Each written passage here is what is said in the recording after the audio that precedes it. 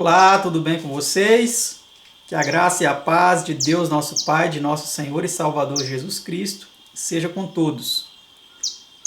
Hoje está uma linda e ensolarada manhã de quarta-feira, o dia no qual estou gravando mais esse estudo da Palavra de Deus, após alguns dias aqui de chuva.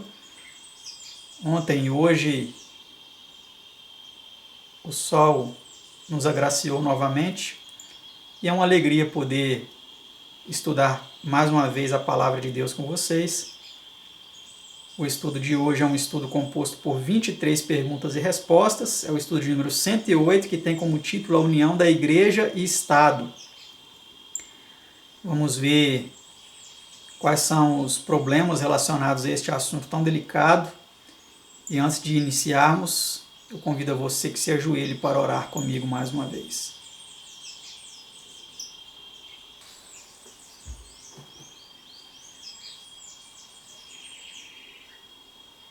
Honrado, louvado, adorado, exaltado por toda a eternidade seja o Senhor, Altíssimo e Soberano do Universo, e também o seu amado Filho unigênito, nosso Senhor e Salvador Jesus Cristo. Somos imensamente agradecidos pelas tuas inúmeras bênçãos concedidas a nós. A bênção da chuva, a bênção do sol, a bênção dos alimentos, do vestuário, do abrigo, do lar que temos para nos abrigar do sol e da chuva. A bênção, Senhor, dos amigos, dos familiares, dos irmãos. A bênção grandiosíssima, Senhor, de podermos estudar a Tua Palavra. E suplicamos que nos ilumine agora para entendermos este assunto tão importante sobre a união da Igreja e Estado. Esteja conosco em mais esse estudo. Abençoe os nossos telespectadores. São bênçãos que nós suplicamos a Ti, em nome e por amor de Seu Filho unigênito, nosso Senhor Jesus. Amém. Antes de iniciarmos o estudo, eu quero mais uma vez aqui fazer a promoção de meu mais novo livro para vocês, que tem como título A Suplantação do Mistério e a Perpetuação dos Conceitos Trinitários, tá? É um livro aí bastante espesso, quase 500 páginas, com muita informação importante para que você possa compreender aí importantes assuntos da Palavra de Deus e mais profundamente aí o assunto da Trindade, tá bom? Que Deus o ajude aí na compreensão deste tema tão importante e adquira este livro, tá? Nos nossos contatos aí, que sempre ao final do vídeo nós disponibilizamos. Você pode adquirir esse livro e ficarei muito agradecido e feliz em poder compartilhar com você essa mensagem. Então vamos para a primeira pergunta de nosso estudo, que estava já em operação na igreja ao tempo de São Paulo, ou do apóstolo Paulo, né? Porque já o mistério da injustiça opera, segundo Tessalonicenses 2, verso 7. Então, ao tempo do apóstolo Paulo, o mistério da injustiça, através do Império Romano, já estava em operação, com o paganismo, né? Depois, esse mistério, ele sofreria aí algumas transformações, com o Império Romano não através do paganismo, mas agora através do cristianismo apostatado, né? Com as imposições e perseguições papais ao longo dos séculos seguintes. Pergunta 2. Que espécie de homens, diz ele, se levantariam na igreja? Vamos ver. Porque eu sei isto, que depois da minha partida entrarão no meio de vós lobos cruéis, que não pouparão ao rebanho, e que dentre vós mesmos se levantarão homens que falarão coisas perversas, para atraírem os discípulos após si. Atos 20, 29 e 30. Então o apóstolo Paulo aí alertou aos cristãos, em seu tempo ainda, que lobos cruéis, homens perversos, terríveis, eles se levantariam do meio deles para corromper-lhes a fé autêntica, a fé verdadeira.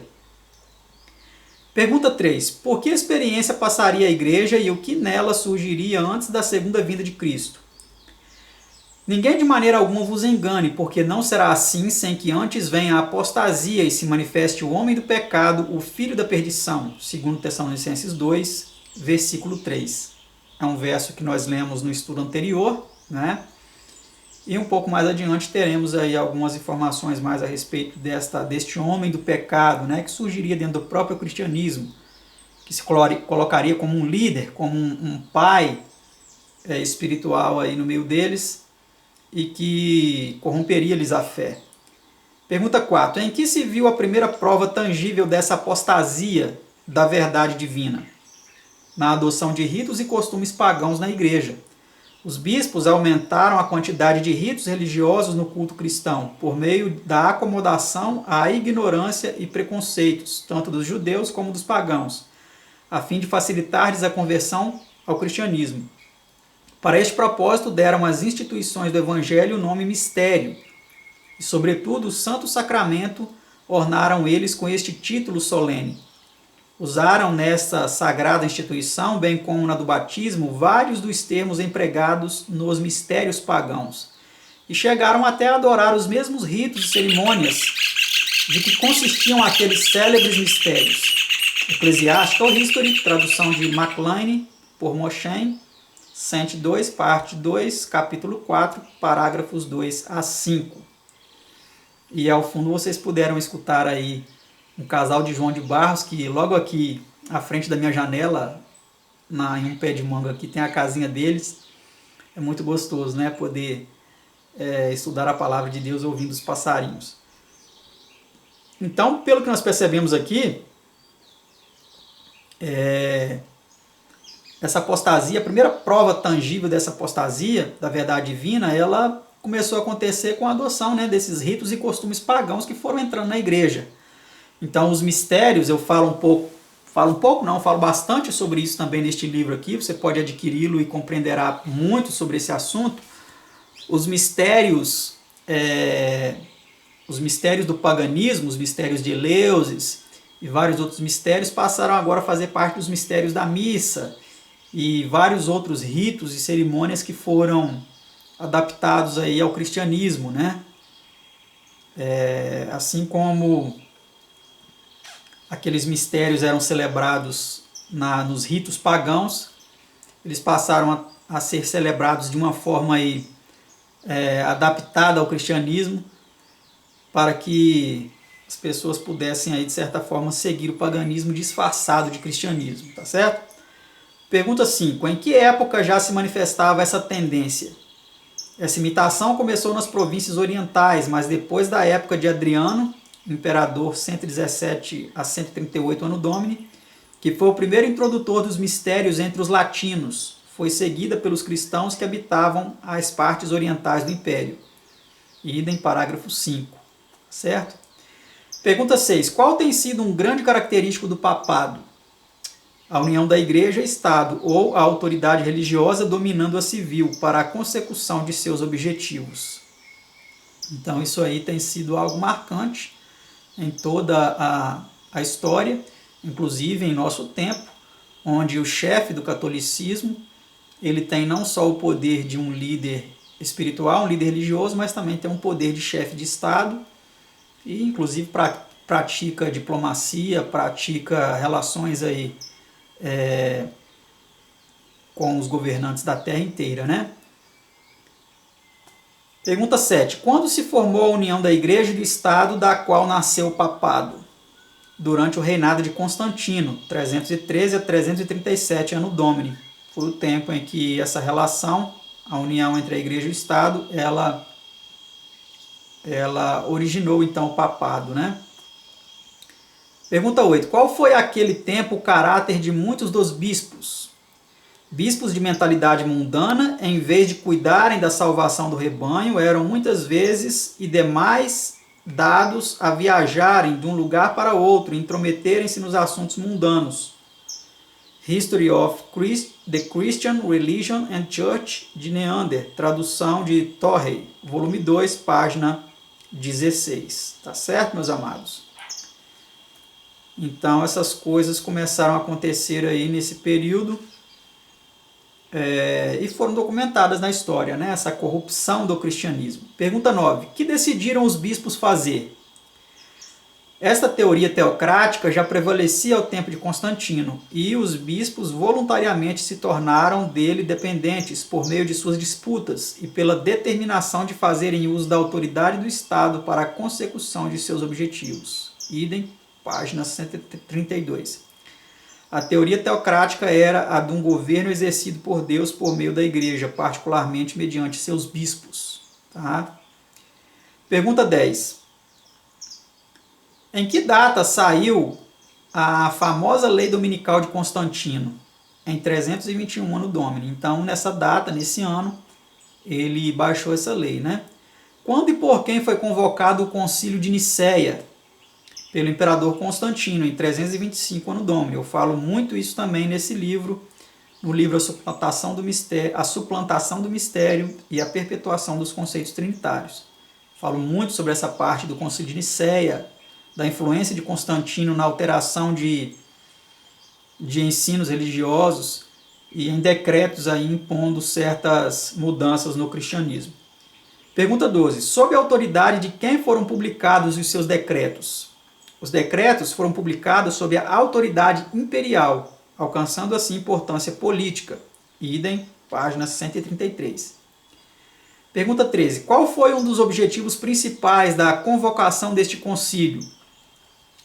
A questão referente à observância da Páscoa, suscitada no tempo de Aniceto e Policarpo e depois no de Vítor, estava ainda sem decisão.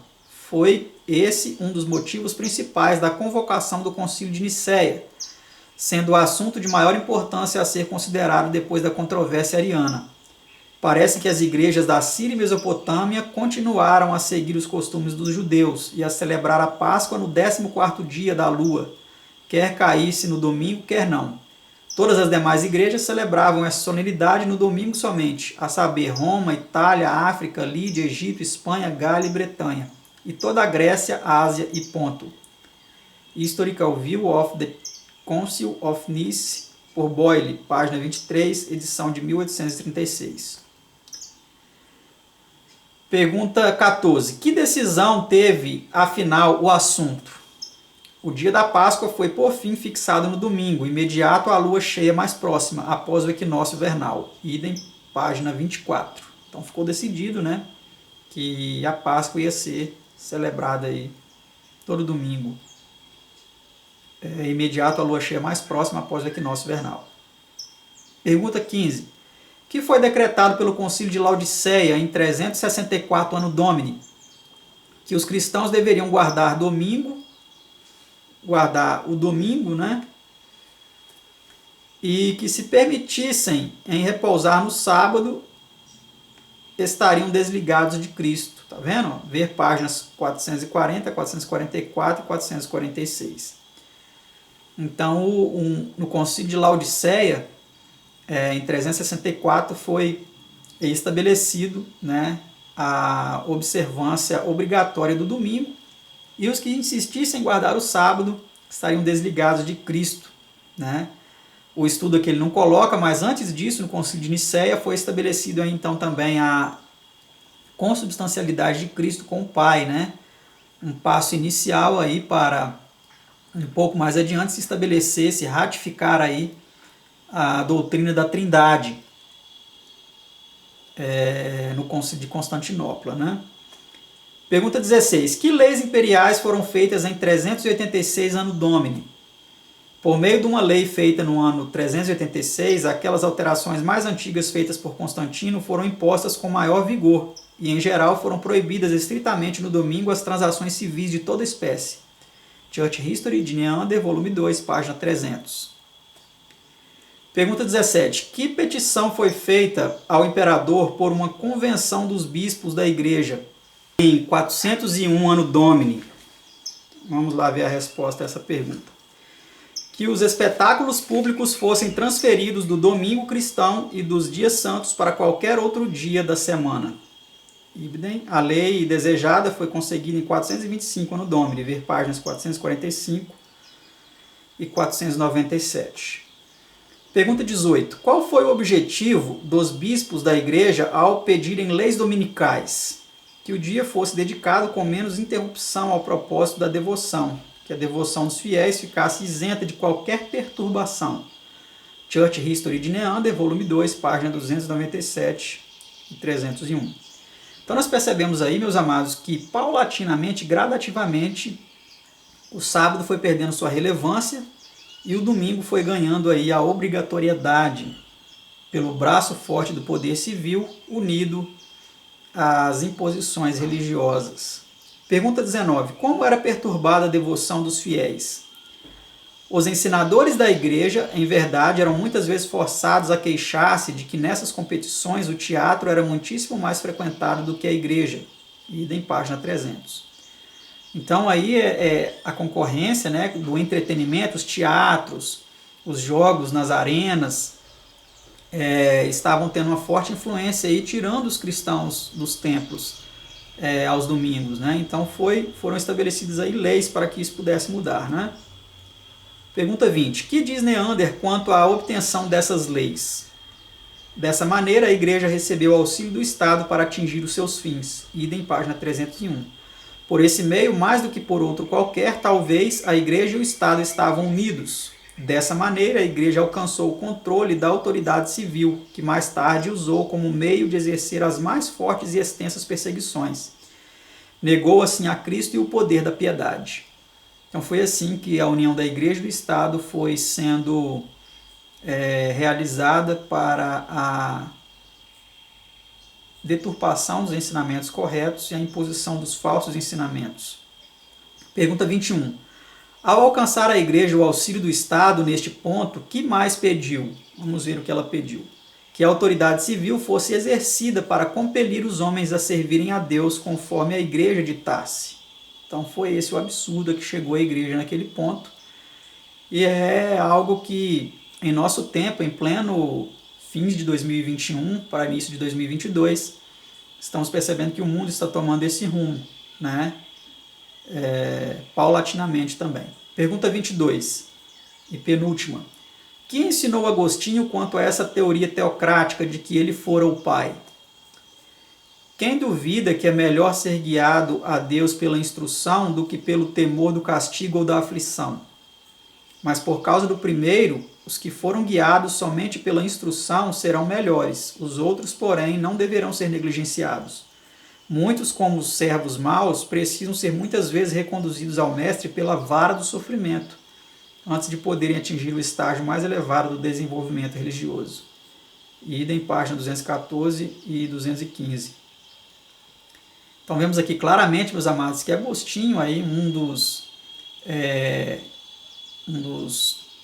criadores, aí, um dos estruturadores, podemos dizer assim, da doutrina da Trindade, ele defendia também o castigo para os desobedientes, as imposições civis, as imposições religiosas com efeitos civis, né? Ele foi um dos maiores defensores dessas imposições, usando até mesmo castigos, torturas e morte. Assassinato daqueles que desobedecessem, né, que não quisessem seguir essas imposições. E última pergunta, pergunta 23. A que conclusão chega Neander no tocante a esta teoria? Foi por Agostinho, pois, proposta e fundada uma teoria que, conquanto moderada em sua aplicação prática, por seu próprio espírito pio e filantrópico, continha, não obstante, o germe de todo aquele sistema de despotismo espiritual, de intolerância e perseguição, que culminou nos tribunais da Inquisição. Ele não deu preferência à pergunta que é correto em relação à outra, que é conveniente. Mas a teoria que despreza essas distinções dá margem para qualquer despotismo que faria dos fins santos um pretexto para o uso de meios não santificados. Idem, página 217, 249 e 250. E essa última nota em nosso estudo: assim foi que se formou a união da Igreja e do Estado, de que resultou a besta ou o papado do Apocalipse, que fez guerra contra os santos e os venceu. Um proceder semelhante não pode deixar de produzir resultados idênticos hoje.